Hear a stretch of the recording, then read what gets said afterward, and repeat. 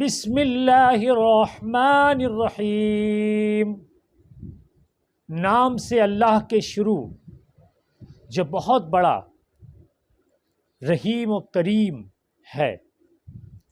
میرے دوستو، ہم جب کلام اللہ کی تلاوت پڑھتے ہیں تو ہم سب سے پہلے اللہ سے یہ دعا کرتے ہیں کہ اے اللہ، یہ تیرا مقدس کلام ہے، یہ کلام الہی ہے، تو اس کو پڑھنے سے پہلے تو ہمیں شیطان مردود کے فریب سے بچا، اس لیے کہ قرآن میں اللہ تبارک و تعالی ارشاد فرماتا ہے وَرَتِّلِ الْقُرْآنَ تَرْتِیلًا، قرآن کو ترتیل اور قواعد کے ساتھ پڑھا جائے، اس لیے کہ اگر ایک حرف بھی صحیح طریقے سے اگر ادا نہ کیا گیا تو اس کا ترجمہ، اس کا معنی، اس کا ٹرانسلیشن میں فرق آ جائے اور کبھی کبھی بات حد کفر تک بھی پہنچ سکتی ہے۔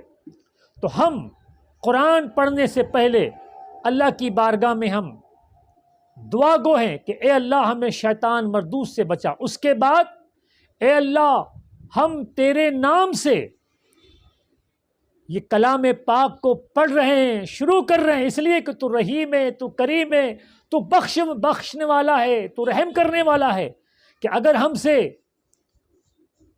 بھول سے اگر کوئی پڑھنے میں خطا ہو جائے، غلطی ہو جائے تو رحمان الرحیم ہے اللہ۔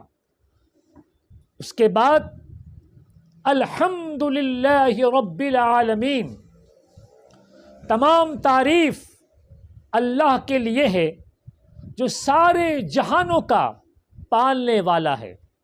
میرے عزیزو، میرے دوستو، ویسے الحمدللہ رب العالمین کی بہت ہی طویل تفسیر ہے، لیکن میں آپ کو بہت ہی عام فہم الفاظ میں اور بہت شارٹ فارم میں آپ کو میں سورہ فاتحہ سمجھانے کی کوشش کروں گا کہ تمام تعریف اللہ کے لیے ہے جو سارے جہان کا پالنے والا ہے۔ تو سارے جہان کتنے جہان ہیں؟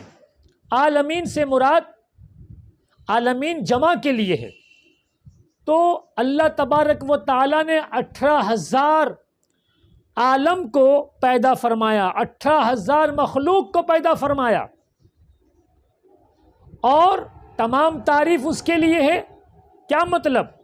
مثال کے طور پر اگر میں یہ اس مائکرو فون کی تعریف کروں کہ یہ مائکرو فون بنانے والے نے بڑا اچھا مائکرو فون بنایا ہے، مائکرو فون میں بڑی اچھی خوبی ہے، یہ بڑی اچھی ٹیکنالوجی ہے، بڑی صاف ستھری آواز اپنے موبائل تک پہنچاتا ہے، لوگوں تک پہنچاتا ہے، اس کی مشینری بہت اچھی ہے۔ میں تعریف مائکرو فون کی کر رہا ہوں، لیکن خوش کون ہو رہا ہے؟ مائکرو فون بنانے والا ہو رہا ہے۔ اسی طرح اگر کوئی عمارت ہے، اگر میں عمارت کی تعریف کروں کہ بنانے والے نے، انجینئر نے نقشہ بہت خوبصورت بنایا ہے، اس کو بہت اچھا کلر دیا ہے، اس کی ڈیزائن بہت اچھی ہے، اس کا نقشہ بہت اچھا ہے، تو میں تعریف بلڈنگ کی کر رہا ہوں اور خوش انجینئر ہو رہا ہے، خوش بنانے والا ہو رہا ہے۔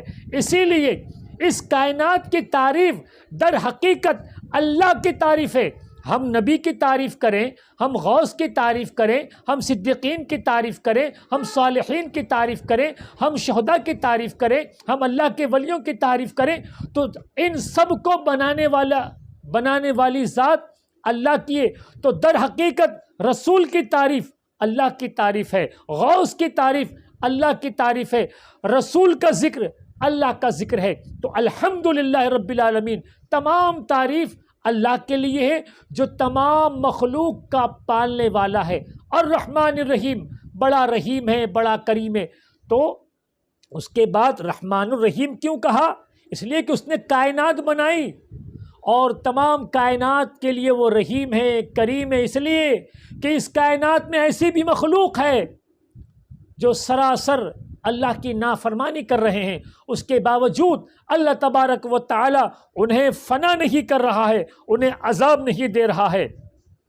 تو الرحمن الرحیم، وہ بڑا رحیم ہے اور کریم ہے۔ پھر اس کے بعد کیا کہہ رہا ہے کہ میں رحیم بھی ہوں، میں کریم ہوں، مالک یوم الدین، میں یوم جزا کا مالک ہوں، میں قیامت کا مالک ہوں۔ یعنی کہ پھر کہہ رہا ہے کہ میں رحمان بھی ہوں، رحیم بھی ہوں، لیکن یاد رکھنا، بھول مت جانا کہ میں قیامت کے دن کا مالک ہوں۔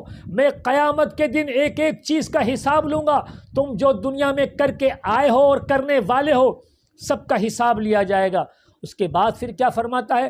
مالک یوم الدین، ایاک نعبد و ایاک نستعین، اے اللہ ہم تیری ہی عبادت کرتے ہیں اور تجھی سے مدد مانگتے ہیں۔ میرے عزیزو، میرے دوستو، اللہ کے سوا کسی کی عبادت نہیں ہے، اللہ کے سوا کسی کی پوجا نہیں ہے، اللہ کے سوا کسی کی پرستش نہیں ہے۔ عبادت کے لائق صرف اللہ ہے۔ قل هو اللہ احد اللہ الصمد لم یلد ولم یولد ولم یکن لہ کفوا احد۔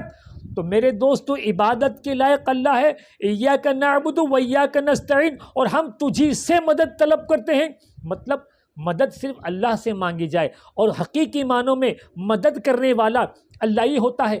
میرے عزیزو، ہم کسی سے مدد مانگ لیتے ہیں، ہم کسی بزنس مین سے مدد مانگ لیتے ہیں، ہم وکیل سے مدد مانگ لیتے ہیں، ہم اپنے دوست احباب سے مدد مانگ لیتے ہیں۔ تو یہ سب تو عارضی مدد ہے، یہ سب تو فنا ہونے والی مدد ہے، لیکن حقیقی مدد جو ہے وہ اللہ کی ہی مدد حقیقی ہے۔ تو ہم حقیقی معنوں میں، صحیح معنوں میں اللہ ہی سے طلب کرتے ہیں۔ یہ دنیا جو ہے یہ صرف ایک واسطہ ہے اور یہ ذریعہ ہے۔ اس کے بعد اللہ کیا فرماتا ہے؟